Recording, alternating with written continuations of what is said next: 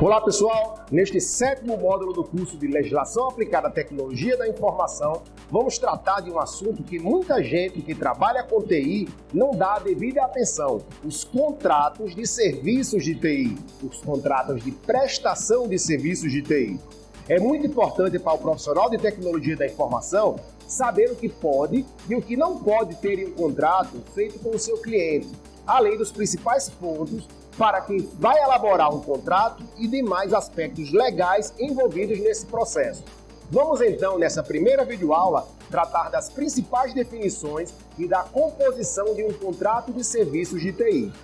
Naturalmente, a primeira definição é a de contrato. Estamos acostumados a assinar contratos para os mais diversos tipos de serviços prestados, além de formalização de compra e venda de bens. Até para casar é necessário celebrar um contrato. Então, indo direto ao assunto, vamos começar definindo o que são contratos. Prestem bem atenção. Os contratos são instrumentos jurídicos que servem para dar segurança às partes que acordam sobre determinado objeto.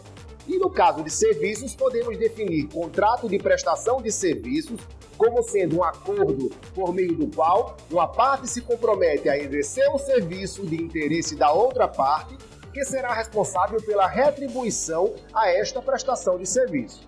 No contrato, é necessário balancear o que é do interesse de quem está prestando o serviço e quem está recebendo. Isso porque ambas as partes têm direitos e deveres nessa relação. Ou seja, o prestador tem o dever de exercer um serviço e o direito de receber uma retribuição por ele.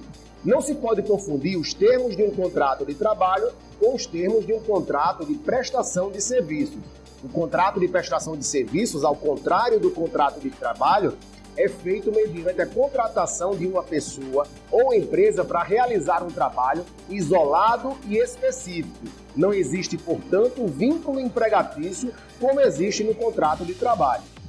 Por isso, é muito importante estar atento ao propósito do contrato de prestação de serviços para que ele não se transforme em um contrato de trabalho. Lembre bem que um contrato de trabalho pressupõe subordinação do prestador de serviços ao tomador, continuidade e pessoalidade. O contrato de prestação de serviços, não. Todo contrato deve ter cláusulas e, embora você possa incluir ou alterar cláusulas dependendo do seu tipo de negócio e de particularidades de seus clientes, vamos apresentar neste vídeo as 10 cláusulas que devem estar presentes na grande maioria dos contratos de serviços e por isso chamamos aqui de cláusulas básicas de um contrato de prestação de serviços.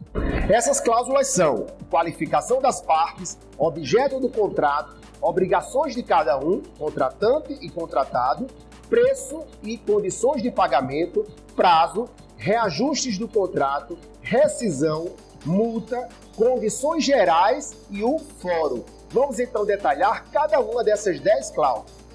Começando pela qualificação das partes. Nesta cláusula fazemos a identificação das partes que celebram o acordo, ou seja, definimos quem é o contratante, o tomador dos serviços, e quem é o contratado, o prestador de serviços. Nesse processo de identificação, o ideal é informar os nomes completos, nacionalidade, estado civil, profissão, número da carteira de identidade e do CPF, além do endereço completo de ambas as partes. No caso de pessoa jurídica, é recomendável colocar os dados do representante legal, o nome da empresa, o endereço da sede, o CNPJ e os números de cadastro estadual e municipal, se for o caso. A segunda cláusula é o objeto do contrato, ou seja, o que as partes contratantes estão acordando, qual é o serviço para o qual se está assinando o contrato. Nessa cláusula, descreva o objeto minuciosamente, com as especificidades e dados técnicos, se for o caso, e tudo que possa interferir na compreensão do acordo. Na definição, deixe claro também quais são os tipos de objeto, que podem ser do tipo material, como trabalhos manuais e braçais, ou do tipo imaterial, como trabalho intelectual envolvido no trabalho. A terceira cláusula é a definição das obrigações de cada uma das partes, contratante e contratado. Veja bem, obrigações de cada uma das partes. Com relação às obrigações do contratante, deve-se deixar claro que são as ações necessárias por parte do contratante para a realização do serviço. Que infraestrutura o contratante é obrigado a oferecer, as informações necessárias para a realização dos serviços e, principalmente, a obrigação do contratante de efetuar o pagamento ao contratado, se for o caso, obedecendo às condições estabelecidas no contrato. Já com relação às obrigações do contratado previstas no contrato, deve-se deixar claro quais são os compromissos do prestador de serviços.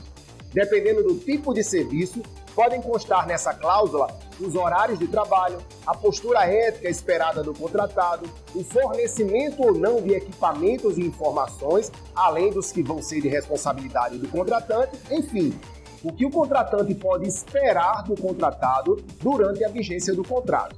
A quarta cláusula contratual deve definir o preço do serviço e as condições de pagamento. Embora existam contratos não remunerados e outros que o pagamento é feito por troca de serviços ou permutas, a maioria dos contratos de prestação de serviços prevê o pagamento, ou seja, uma retribuição pelo serviço. Esse pagamento e a forma como ele deve ser feito deve estar detalhado nessa cláusula. Além de fixar este pagamento, é preciso estabelecer a forma e as condições desse pagamento. A lei diz que, normalmente, o pagamento deve ser feito depois de prestado o serviço, salvo em caso de acordo ou costume local que estipule o adiantamento do pagamento ou outra forma, isso deve estar bem claro no contrato. Também deve estar determinado no contrato se o valor a ser pago deve ser dado à vista ou parcelado, ou ainda se os pagamentos serão feitos com periodicidade semanal, mensal ou anual. A quinta cláusula detalha o prazo do contrato.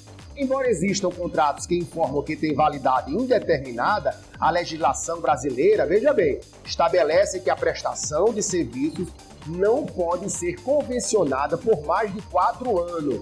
4 anos. Então, mesmo que tenha informação de que o prazo de validade é maior do que isso, no Brasil, nenhum contrato tem validade por mais de 4 anos. Após esse prazo, acontece legalmente a extinção do contrato. Essa restrição legal no Brasil tem o objetivo de impedir o uso de contratos de prestação de serviços, mascarando situações onde, na verdade, deveria existir um contrato de trabalho.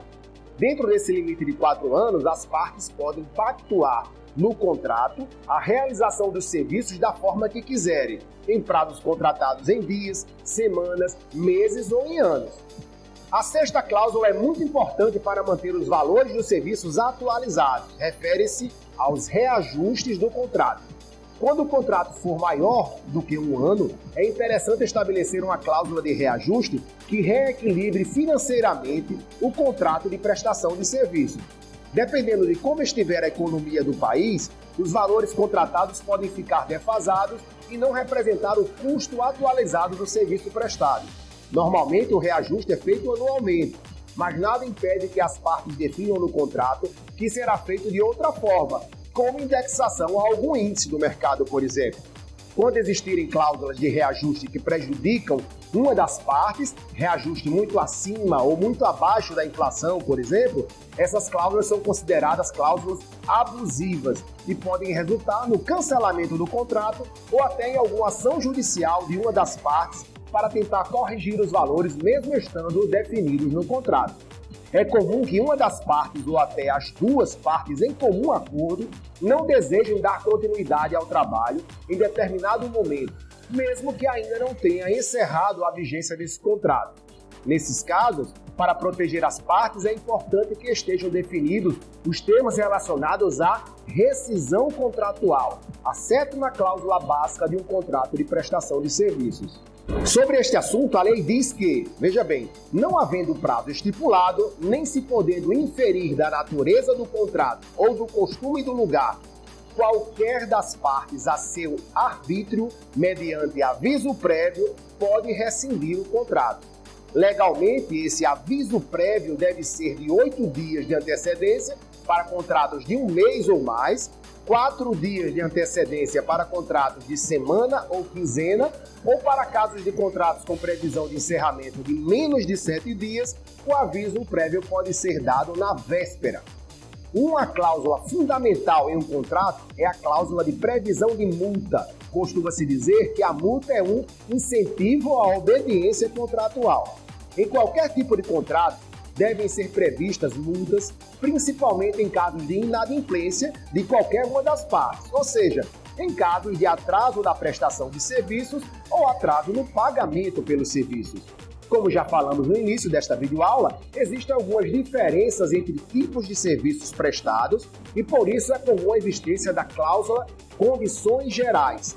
É nesse campo onde devem ser colocadas todas as outras questões que não se encaixam nos tópicos anteriores, mas que são essenciais para o contrato. Esse complemento é importante tanto para interpretar corretamente o contrato em si, como para proteger juridicamente os envolvidos. Questões sobre inexistência de vínculo empregatício, sobre de quem é a responsabilidade pelos impostos, necessidade ou não de registro do contrato em cartório, custos não previstos no momento da assinatura do contrato e outros detalhes. E por fim, a 10ª cláusula contratual básica, obrigatória em todos os contratos, é a definição do fórum. Com isso, fica definido de início em qual local os eventuais conflitos serão decididos, principalmente quando o contratado não morar ou trabalhar no mesmo local que o contratante. Definidas essas 10 cláusulas, então, é só finalizar o contrato com o local e data, os nomes e assinaturas do contratante e do contratado e de 2 testemunhas. Para as testemunhas, deve-se informar também o número da carteira de identidade de cada uma delas. E essas são, então, as cláusulas básicas que devem estar presentes em contratos de prestação de serviços. Esses detalhes de composição, juntamente com as definições do início desta aula, encerram nossa primeira videoaula deste 7º tópico do curso de Legislação Aplicada à Tecnologia da Informação, aspectos legais de contratos de serviços de TI. Até a próxima!